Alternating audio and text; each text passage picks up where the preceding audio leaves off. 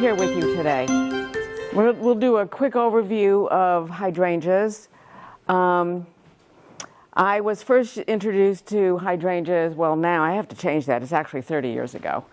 First introduction to hydrangeas, I never saw the plant before in my life, but I could not get over those big blue mop heads, and at some point towards the end of the 11 years, instead of buying fresh flowers for this little cottage we were in, Stop and Shop had a $3.95 hydrangea plant with 3 mop heads, fuchsia color, and I said, well, let's take this, and we'll do this instead of fresh flowers. Well, 2 weeks later, that plant was just as gorgeous as the day I bought it, and I said, all right. I said, you're coming home to Port Chester, New York with me. Brought it home, put it on the fireplace hearth, and this was August, long about Thanksgiving. I'm still looking at this plant, and I'm thinking, oh boy, what am I going to do with you? So literally, I walked out my front door, and there was an empty place in the ground. Dug a hole, put it in there, and forgot about it till spring. One fine spring day, I walked out, and I looked at those brown sticks, and there was the green growth at the nodes, and I went, oh, you survived. That was the day my passion for hydrangeas started, and it has never stopped. And here we are, 30 years later. How many people know who Mel Condon is? Okay, Mel Condon is my mentor in the world of hydrangeas. In 2010, I was reading the back of, well, it was on the back cover of Fine Gardening magazine, and there was a little ad that said hydrangea camp at the hydrangea farm on Nantucket for 2 campers. I put the book down, I made the phone call, and went there in August of 2010. When I pulled into the hydrangea farm, I thought I had died and gone to hydrangea heaven. We are talking 2.5 acres of hydrangeas, 150 different varieties, 6 greenhouses, and a small retail nursery. And at the end of camp, Mal says to me, well, Linda, he says, I think you're going to have to come back and help me prune all these hydrangeas. I thought he was kidding. So long about December, I get a Christmas card from he and his wife, and he said, we'll see you in March for hydrangea pruning. And I went, oh my God, he's not kidding. So I went there, I was there for 10 days, and I did absolutely nothing for 10 days but learn how to prune from sunrise to sunset. Mary Kay did my laundry, she made me these fabulous meals, and I was in 7th heaven. And that was the beginning of chapter 2 of my life.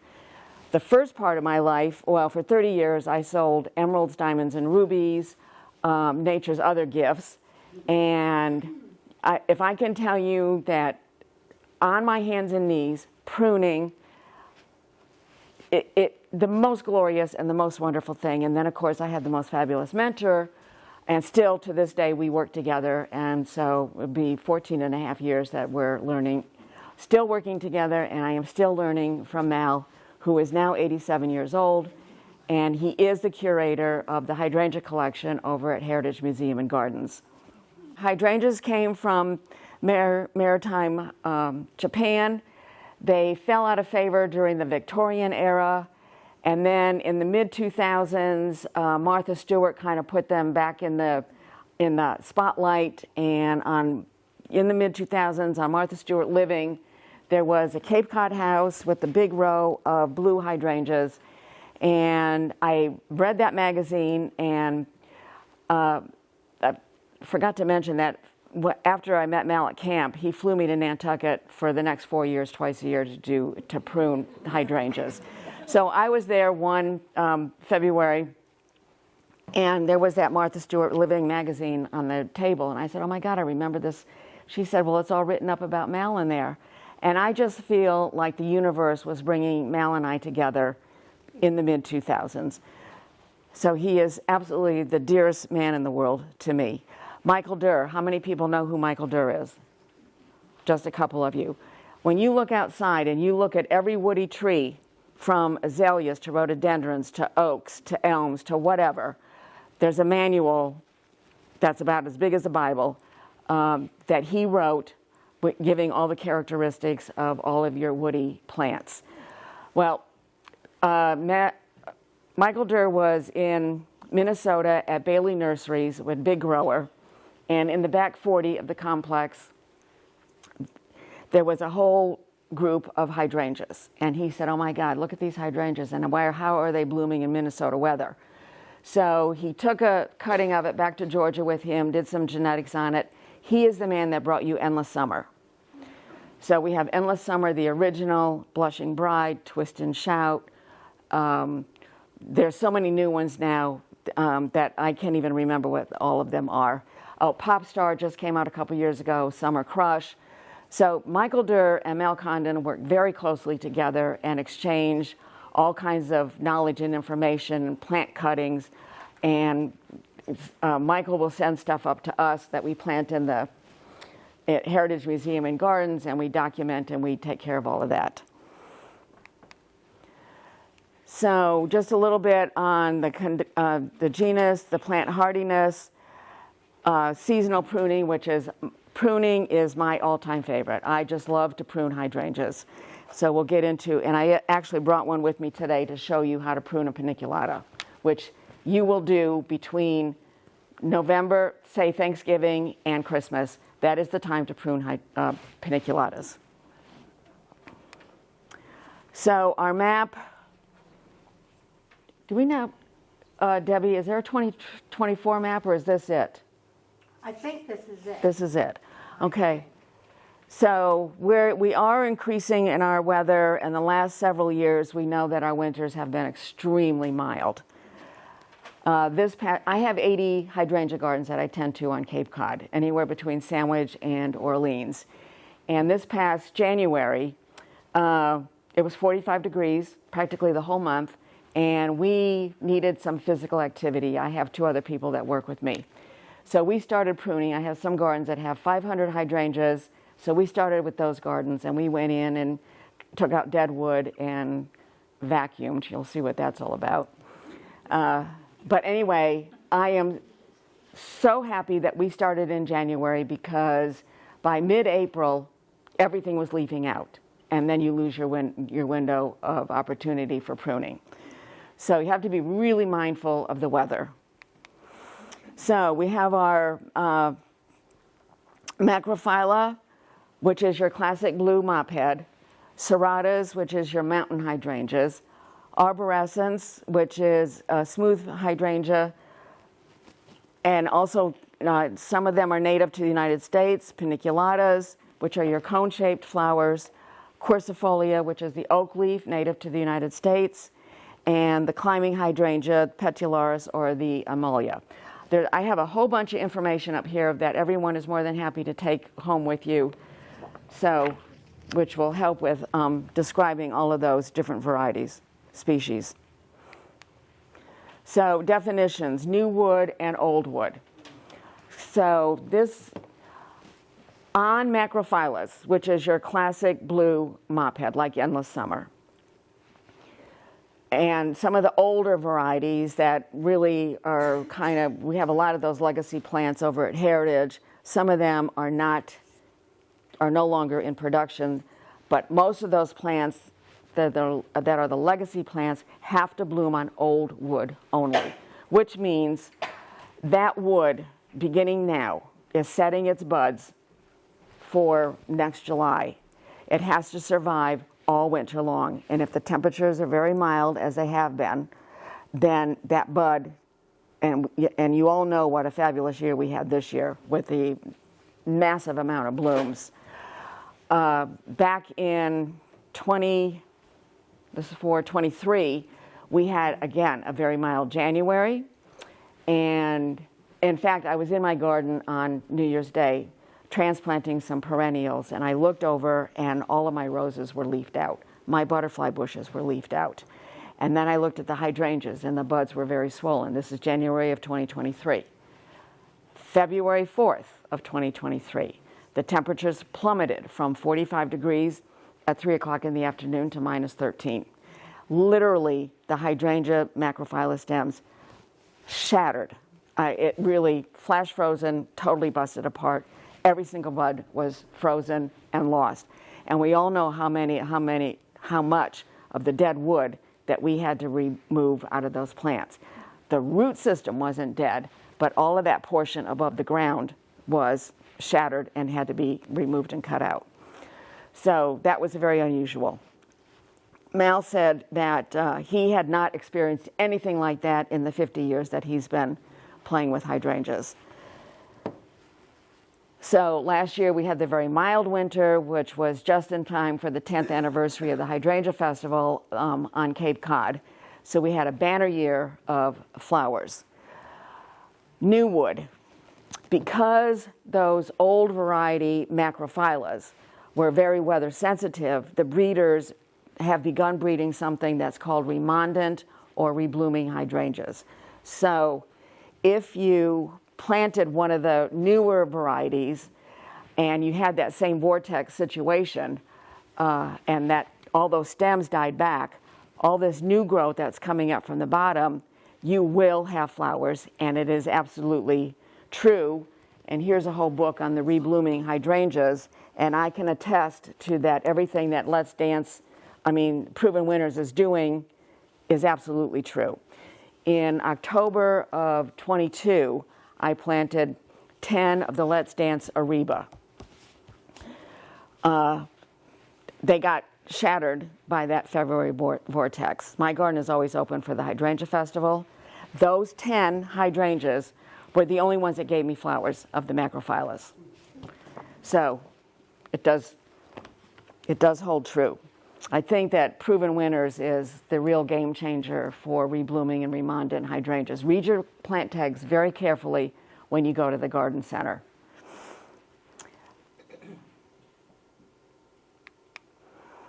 So, maritime Japan, your macrophyllus in particular, love morning sun and afternoon shade. City Line, which is a German company, is no longer in production. They have kind of phased out. They were very weather sensitive plants. And long about the time that Proven Winners, it was also a shorter variety of plant. Well, long about the time Proven Winners started doing this and creating their 2 to 3 foot hydrangeas is City Line phased out. However, I do have a number of these in my garden that separates my driveway from my neighbor's driveway. And I can assure you that they are very weather sensitive. So your macrophyllus are whites, pinks, blues, reds, and purples. Again, the old wood. Some of this we've talked about. Serratas, your mountain hydrangea. All serratas are lace cap. Their foliage is very serrated, much smaller than your big leaf hydrangeas. That's an understory plant. It is also bulletproof to Mother Nature. However, during a vortex, that didn't hold true necessarily. So, but that was as I said, a kind of an unusual thing.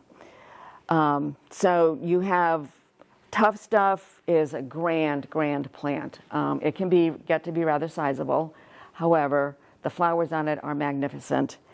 You now have Tough Stuff, Tiny Tough Stuff Red, Tough Stuff Aha, and they just came out with another one called Top Fun, which is all part of this Tough Stuff family. I have the one that's this color in my garden, and when people come through, it's always one of the most talked about plants because of its color. Arborescens. That's your Annabelles and your Incredibles, and I have in this book here talks about the arborescens as well as paniculatas.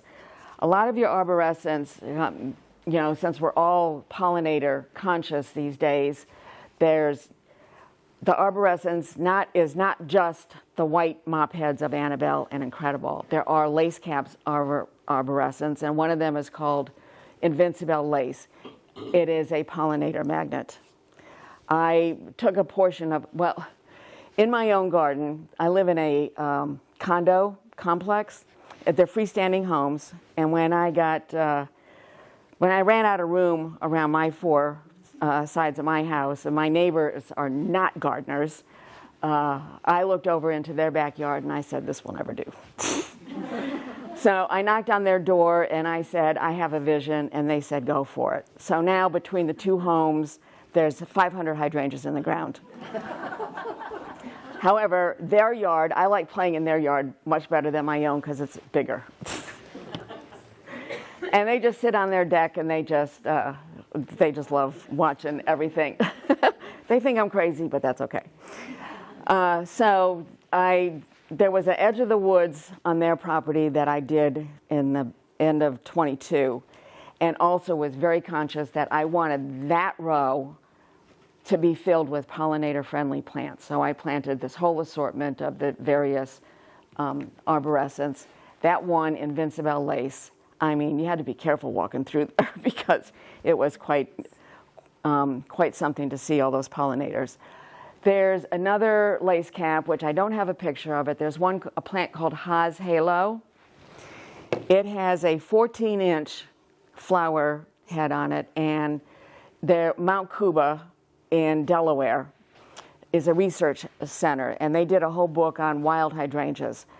And the Haas Halo is in the top 5 of the most pollinator attractor hydrangea, attracting more than 187 different species of pollinators. Very rigid stems, very upright, but it's like a landing pad for the pollinators.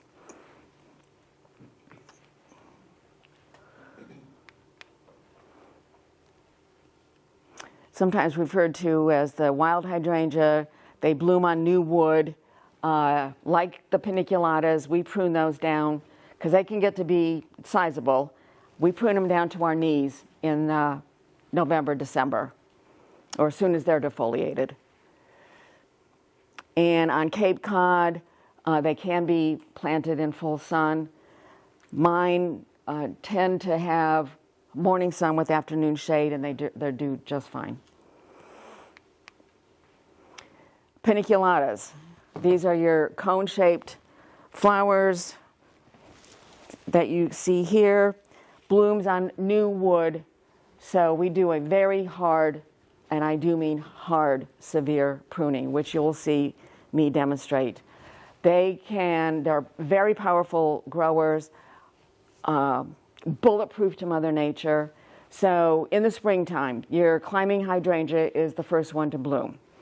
Then comes your macrophyllus, and they start to bud and leaf out. Then is the serratas. Then the arborescence starts, and the paniculatas are the very last ones to, you'll see the little green forming on there, and they bloom on new wood. So we're going to do a hard prune on that, and they can put on 4 to 6 feet a year. Okay, there's your oak leaf hydrangea. This one is called Snowflake. The flower can get to be this big, and the sepals right here. There's sepal on top of sepal on top of sepal on top of sepal. So it's like each flower is like 6 layers. So what's going to happen is it starts out pure white, changes from pinks and mauves, and this will travel all the way down the length of the flower. Now, the other unusual thing that happened this year, we had a very early spring.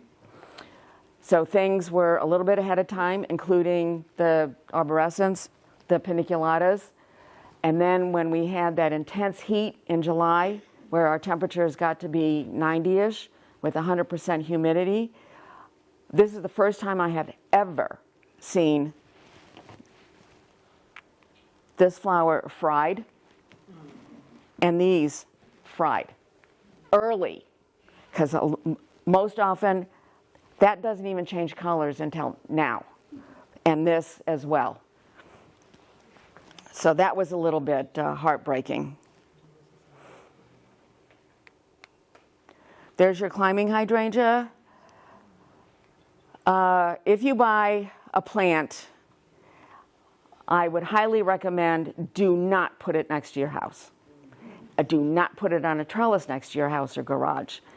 So these stems, there's little hairs on the stems, and once it adheres to your shingles, and climbs up all over the place, if you go to take that plant off of your house, you're going to pull your wall down. You're going to take the shingles right off your house. So I highly recommend a tree. It is perfectly acceptable to plant it on a tree and climb up your tree. I have clients who have them that are 20 and 30 feet tall in the tree, and the foliage in the autumn time is absolutely breathtakingly gorgeous, a vivid yellow. And again, that's the first to flower in the spring. The flowers during the course of the winter, you don't have to prune those because they kind of self-prune. The flowers dry, they fall, and it falls off. Okay, plant selection. You want to, the max, your blue mop heads, morning sun, afternoon shade. They don't like harsh, drying winds, so you want to be careful to kind of find a microclimate for them. Paniculatas, it doesn't matter. They can take any strong wind. The macrophyllus are the most sensitive, so those are the ones you have to be the most careful about. But if you kind of go with some of the newer varieties, then you're not going to have that problem. We'll talk a little bit about winter protection. Okay, and now they're breeding plants that are, because the straight macs are so weather sensitive, they're breeding them with a cross between the Mac and Serrata blend, like Lady in Red. She will bloom no matter what. We have a great one in Heritage, which is enormous. And during the vortex, when we lost everything in our display garden, Lady in Red. Okay, pruning, my favorite. Okay, macrophyllus. We do kind of a 4-step program. It's a step that Mal devised, and also everything that I am sharing with you is everything that Mal has taught me. So you want to, on a macrophylla, your sticks, if you put a plant in the ground, you buy a plant and it's in a 3-gallon pot and you put it in the ground. Once it has been in your garden for 4 years, then you're going to start to notice that some of those stems are exfoliating or appear to be fading and on their way out. Each one of those stems, the life expectancy is 4 to 6 years. So once you get to that 4-year mark in your garden, you are always going to be removing dead wood. If you keep on top of it, then your pruning practice will be minimal in the subsequent years. During the vortex, I mean, we all had to cut wood down to the ground, and you do want to cut it down to the ground. You do not want to leave any stubs, no 3-inch stubs, because all that does is when that foliage defoliates and collects at the bottom, it's a nightmare to try and get it out of there. This is where that 12-gallon shop bat becomes your best friend. Now I know that there's a, let's see, what is the word? Environmentalists out there. Oh, you're sucking up the good bugs. However, during Hurricane Sandy that hit Long Island a number of years ago, there was a bug called chili thrips that loved to overwinter in all of that debris.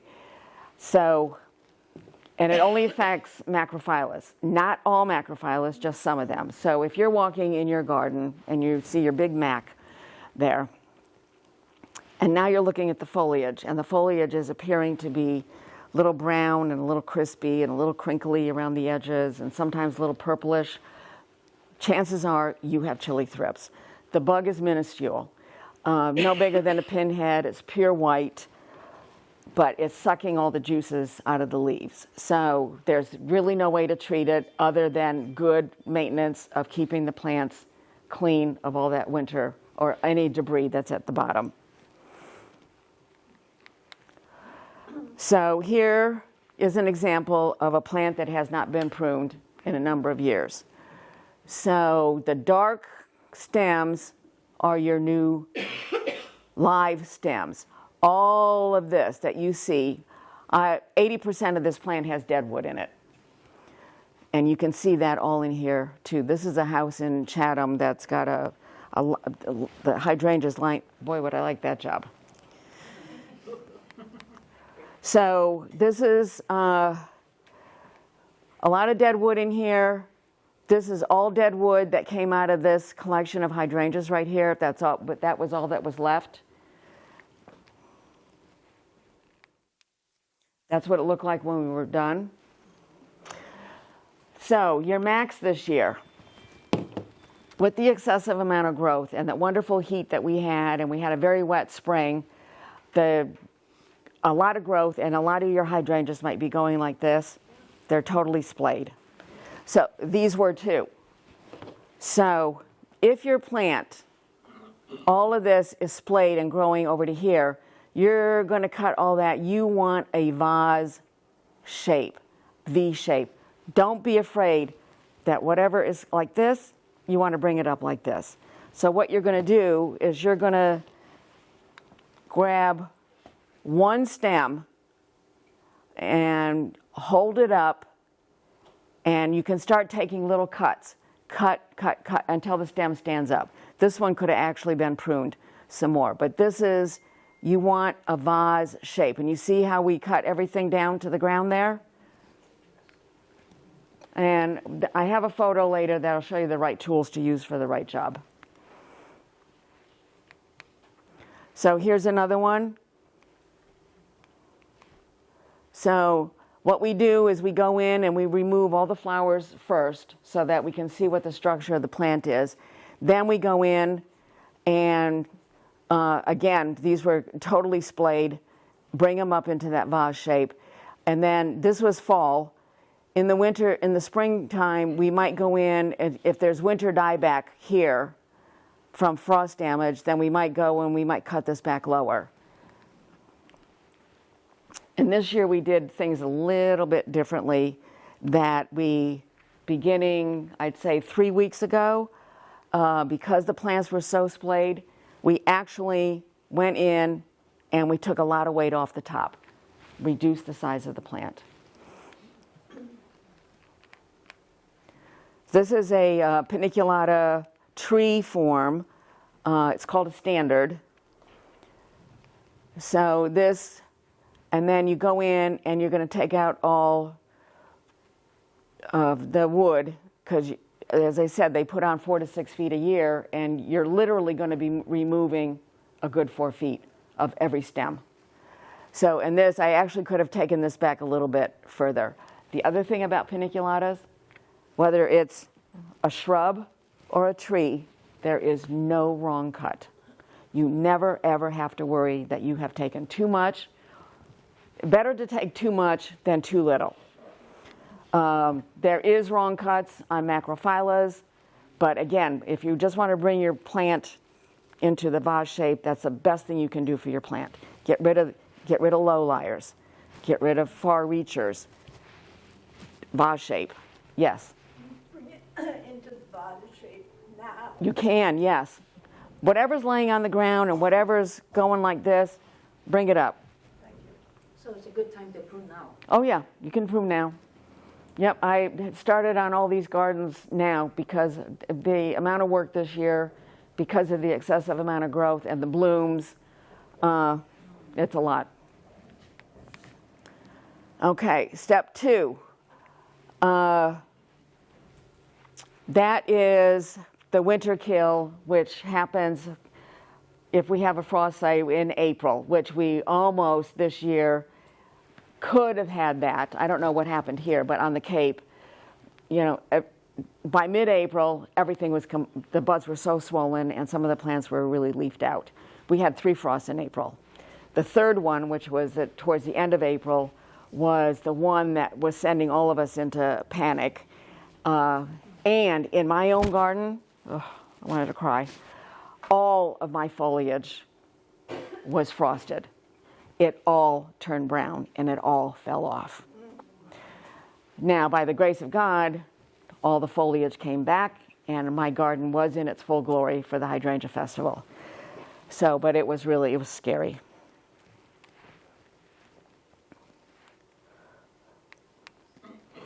So here is back in, I think it was 21 or 22, we had that frost again.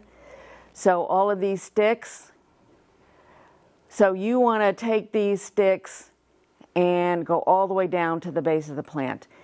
And if you're working, this is new foliage in the spring, May. If you can get down there without disrupting that very fragile foliage, wonderful. This was July 2nd of that year when a lot of people didn't do. Drove me nuts. Every time I was driving around the Cape, I wanted to stop and prune. Yeah, I'm a little obsessive. So here's your cuts. This is in the springtime. So that's a new growth. That was winter kill. So you're going to cut just above that, that node. So you can see that's winter kill. And then you're going to cut down to the node. Summer pinch pruning happens in beginning of July. So it pertains to macrophyllus. And it can do some paniculatas, which we did have that issue this year, where you have your flower line. And then all of a sudden you look outside one day and you see all this green growth coming up above your flowers. And now one day you can't even see your flowers because it's all green. Flowers are here, green here. That's errant growth. That's new growth that has come up from the bottom of the plant. So beginning of July, once you start to see that in your garden, you're going to walk over to your macrophylla. You're going to take your pruners. You're going to grab that errant stem and you're going to go down below the flower line to the second, third, and sometimes the fourth node and snip. And what's that going to do is that's going to create 2 new stems for next year. That errant growth that's covering up your flower line will never produce flowers for this year. So you don't want to look at that. You much rather see your flowers. This year we had errant growth on paniculatas and serratas because the growth was just phenomenal. And again, once you see that growth covering up your flowers, go in there and cut it below the flower line. Okay, so there's an example of what that green growth looks like, covering up the flowers. So go down below that flower line and cut right above the node. You can take that right down and just re-expose your flower line. Now, if you wanted to go into propagation, you can use those tender stems and propagate, but that's a whole nother subject. Okay, now we're into what neat and tidy, which is the fall, what I'm doing now for my clients, because none of them want to look at brown and crispy flowers all winter long. And they don't want to look at all that debris that's down inside the plants. So this is where we go and we start all this fall cleanup and fall cutback. The other thing about cleaning up all of that foliage that's in the center of the plants is for Cercospora. The leaf spotting was out of control this year. I'm sure you've seen it on all your hydrangeas. That had everything to do with the high heat and the high humidity. And some plants are far more susceptible to it than other plants. There's nothing you can do about it. It's just something we had to live with this year.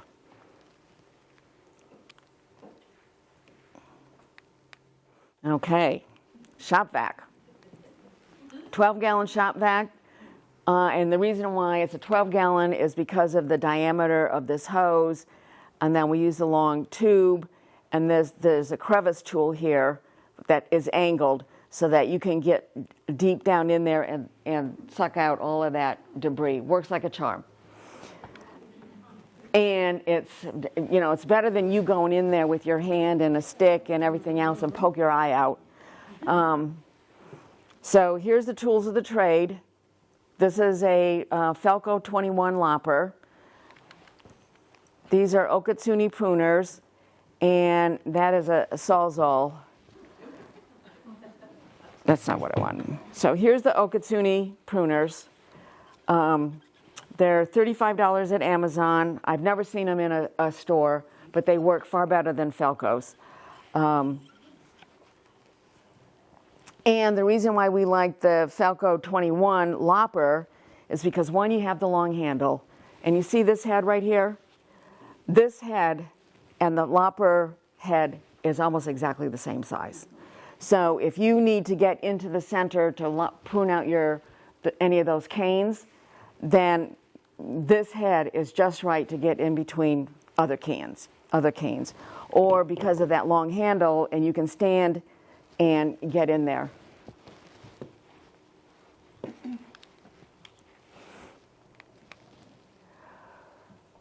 So step 1 and step 4 are pretty much the same. So one is in the spring and one is in the fall.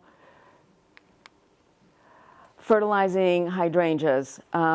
You can use time-release fertilizer. Osmocote Plus is a good fertilizer because it is the 19612 and this number right here, which is phosphate.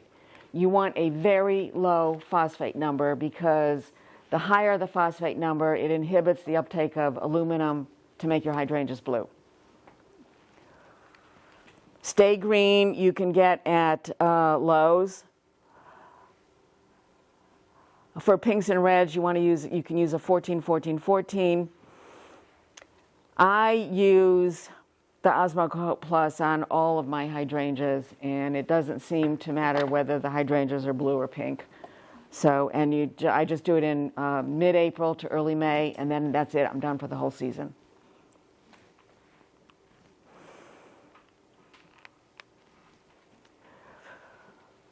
So, in a soil acidifier, Espoma puts out a product called soil acidifier. That is not what you want. That is not 100% aluminum sulfate. The product needs to say aluminum sulfate, and you can apply that if you want blue hydrangeas, or you want to enhance the blue or the purples, or change your pinks to blues. You can put that on now, sprinkle it around the base of your plant, scratch it into the soil, and with all this rain we're having, that's great. And then you can apply it again in the spring.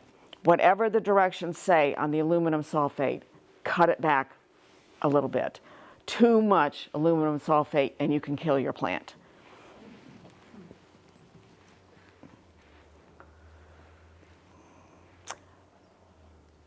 This year, it seemed like everything was pink. I am, for the first time ever, am going to apply aluminum sulfate now. I want to have more blue in my garden than the pinks. Is there a brand name you would recommend, aluminum sulfate? You can go online and just Google it. The product I use is a commercial product, and actually it's made by Osmocote, but you can only get it through like a 50-pound bag. So.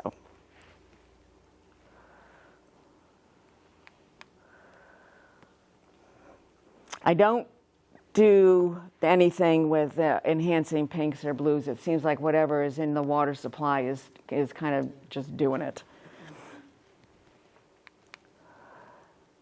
Okay, microclimate. Know the climate in your gardens of where is the best place to plant your hydrangeas. A northern exposure can be very hard on macrophyllus. It doesn't matter where, paniculatas take 6+ hours of sun. So full sun. Arborescens can be kind of half and half. Some of them, depending if it's not too hot on the Cape, it can take more full sun and even more shade than sun. So some of them do quite well. Bud and bloom hardiness. So when you read your plant label, it will say hardy to zone, say 5 to 9, or hardy to zone 7. That means the roots are going to survive. That does not mean that the buds are going to survive if we have a harsh winter. We would love it if the plant tag read root, hardy zone, and then the bud would be a different zone number. But just bear in mind that when that says hardy to zone whatever, that means roots only. So this is a little bit about winter protection. So if you have a tender macrophylla and you have just put it in the ground, which you can plant now right up until November 1st, as long as the ground is still workable, you might want to consider some winter protection on the first year. So this is a cage that is just the wire, which is about, I think these are 3 by 2 inch squares. We just we tied the plant up with twine to bring it up tight. You don't have to worry about the stems breaking because the plants are very pliable. And then you can fill this with straw. These are cages that I made using a frost cloth. So there's the cage. Then I got fancy. I didn't like looking at all that white. And I found this, this green frost cloth, which was heavier. I have around my garden a plant called Revolution. If I don't cover that plant, I will never see a flower. So whether I want to or not, I don't want to change it out because the plant is very compact. It's only 2.5 feet. It has a really tight flower on it, so it's going to stay. I just have to go through the trouble of protecting it. Okay, pruning. So here's the tools of the trade. There's your Aptucxet pruner, which you can get at Amazon. It comes in small, medium, and large, depending upon your hand size. There's your 12-gallon vac, your Felco 21s, and this is now a new single hand. My other Sawzall that I had to use 2 hands to maneuver it. This is now one-handed. So if I need to use one of these long blades to get in there to cut out a piece of the mac at the bottom where the wood is just too tough or my loppers aren't going to handle it, and if I can tell you how much Sawzall work we did last year with the Vortex, it was crazy. Okay, pruning. So we touched a little bit on that. Of that white wood is going to come out. We're going to cut all the way down to the ground. See, there's how hard stubs are really, really close to the ground. Now, this is paniculata pruning. We do this right now. This is all the growth that happened this year. Okay, and this plant is, I came straight from the nursery. I have a hydrangea grower that's in Aptucxet. So the first thing I'm going to do is, because I know last year's cut, here's your nodes, 1, 2, 3, that's your magic number. So from last year's cut, you're going to go and cut it 3. Since there's so much going on here, I might just go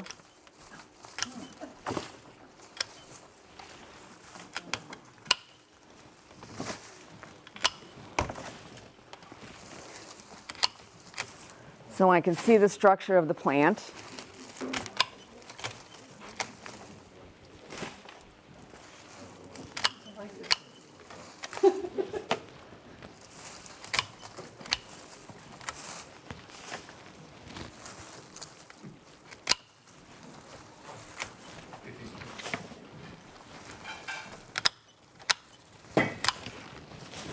Okay, also very busy in here.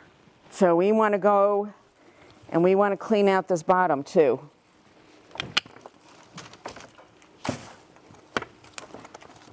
Any of this stuff that's spindly is coming out. Anything that's low.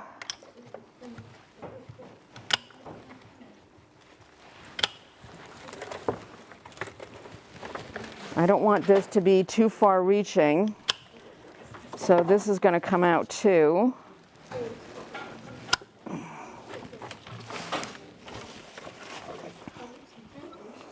I don't really like that, so that's going to come out.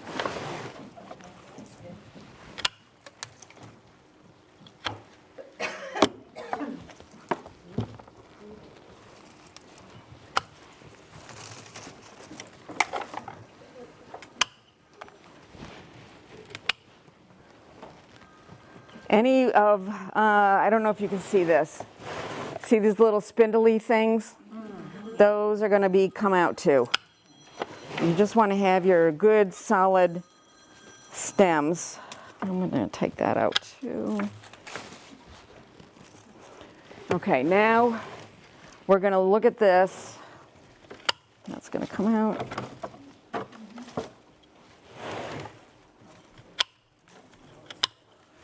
Okay, so now we're going to start with our counting. So this one, you can do, this is your first node, second node, third node, but since there's not very much here, and, 2 is fine. Between 2 and 3 nodes.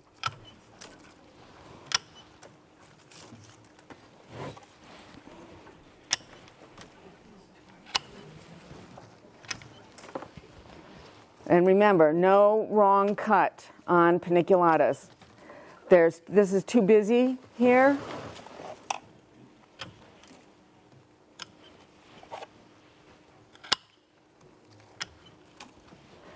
Anything that's growing in these V's, take it out. If your space, there's a node here that's really close to the stem, then there's another one. The one that's really close to the stem, don't count as one. It's too close. Go to the next one. 1, 2, 3. Now, as you go up the stem, the space between nodes is getting bigger. If it's too much, then go to 2. But if it's okay, if the space isn't that dramatic, you can leave it. Yeah, take out all those, what I call them, little hairs.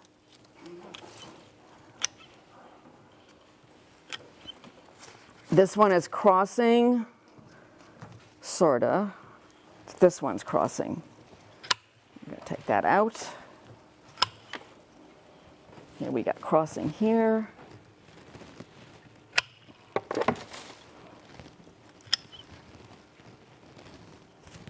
That stem looks kind of weak. We're gonna take it out.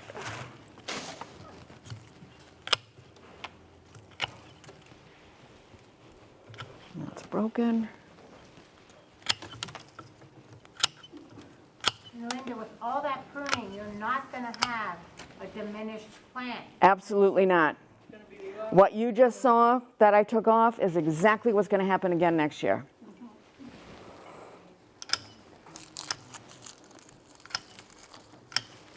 And there's a plant called Bobo.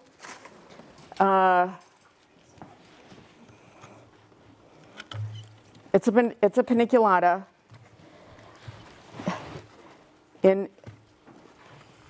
It says that it's 2.5, 3 feet in mature height. If it is not pruned right, it will be 5 to 7 feet.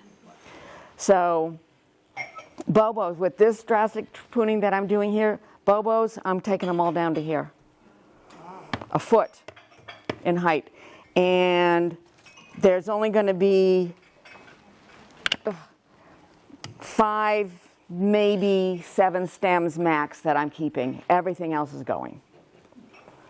I don't want the plant to be 5 to 7 feet.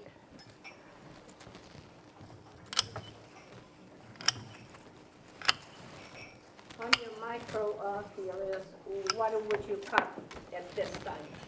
Just the blooms? Or When? This? No, on the... Macrophylla? Yeah, the mopeds. The mop heads? You can do that. You can take any of the brown and crispy flower heads, you can take off now. No, but not the stems. No, and unless you're taking out the low liars or the far reachers and you want to bring your plant up into a vase shape. You can everything else leave and just take off the crispy flowers. Right. Mm-hmm. What happens if you don't know what kind of hydrangea it is because you moved to the house? Your flower head should tell you exactly what it is. Then I'll look at that. Yeah, you take this with you. Look at your foliage. Yeah. Because the macrophyllas, the foliage is quite large. Okay. And you have your classic round mop head. But on macrophyllas, some of them can be serratas. There's not that many around, but most of what everybody has in their gardens is the mop head. So smooth hydrangea, the foliage is very soft. And there's your white hydrangeas, the Annabelles or the Incredibles. They start out white. Some of them, there's Invincible Ruby, which is red, but they start out white. Then they do transition. Your oak leaf is like that snowflake I showed you. The foliage one looks like an oak leaf. So, and then the Serrata, the mountain hydrangea, again, different foliage than the big leaf, and the edges are very serrated. So, you know, I could keep going on this and maybe even maybe get carried away, but there's no wrong cut.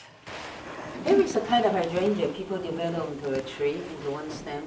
Is it kind of stem?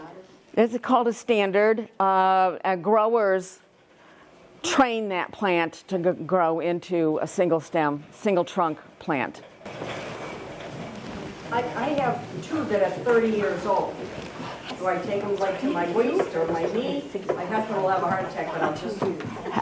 What do you recommend? Because now the heads are huge. It's tipping over. What is it? A macro paniculata? Limelight? Pinky Winky, I think. Oh, Pinky Winky. Yeah, you can take that down, yeah. Is it a tree or a shrub? It's a shrub. Oh, it's a shrub. Then do a heavy pruning on it. Okay. Yeah. I have one, but it's a tree. The little line, and they have the big vanilla strawberry. Oh, the vanilla strawberry, yep. One. Yeah. Take your stem, and from wherever that you can figure out last year's cut, count your nodes. But if it's really out of control, just do a major overhaul. No wrong cut on paniculatas. It's true. It's true. Yeah. So, all right, let me move this out of the way. Let me just make sure we got everything. At Heritage Museum and Gardens, me and a team of about 25 people go in there the first week in December, and we start at one end of the 100 acres, and we walked all the way through it, and every paniculata on the property gets pruned the first week in December. Yep. So, here's the bow. Can we dim the lights, please? So this is the bobo.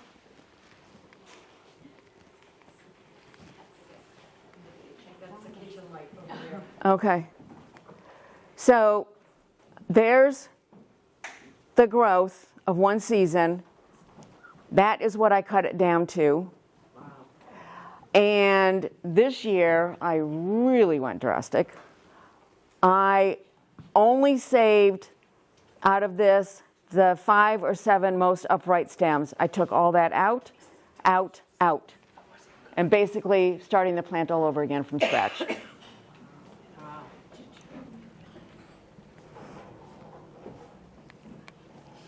So there's Joy, who works with me using the shop vac, and it's really hysterical because we're doing this. This was on a property in Chatham. And if I can tell you how many people stopped and said, "Oh my God, what a great idea."